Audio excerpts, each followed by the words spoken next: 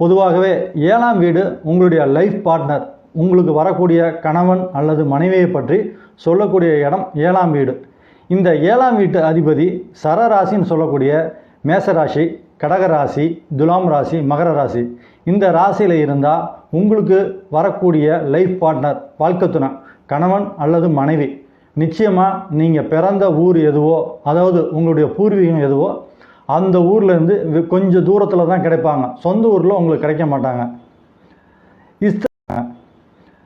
இஸ்திர ராசி, இந்த ரிஷபராசி, சிம்ம ராசி, விருச்சக ராசி, கும்பராசி, இந்த ராசியெல்லாம் 7ஆம் வீட்டு அதிபதி உட்காந்தாக்க நிச்சயமாக பூர்வீகம், உங்களுடைய பூர்வீகம் எதுவோ அதே ஊரில் தான் உங்களுக்கு கிடைக்கக்கூடிய கணவன் அல்லது மனைவி நிச்சயமாக சொந்த ஊரில் தான் உங்களுக்கு கிடைப்பாங்க.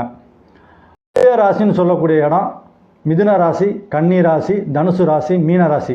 இந்த ராசியெல்லாம் 7ஆம் வீட்டு அதிபர் உங்களுக்கு இருந்தாக்கா, உங்கள் ஜாதகத்தில் இருந்தாக்கா உங்களுக்கு கிடைக்கக்கூடிய லைஃப் பார்ட்னர் நிச்சயமாக வெளியூரில் தான் கிடைப்பாங்க.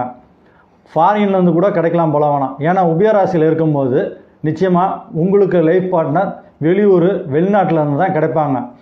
அதுவும் மீன ராசியில் 7ஆம் வீட்டு அதிபதி இருந்தாங்கன்னா நிச்சயமாக வெளிநாட்டிலேருந்து உங்களுக்கு கணவனோ அல்லது மனைவியோ கிடைக்கிறதுக்கு வாய்ப்பு உண்டு. நன்றி.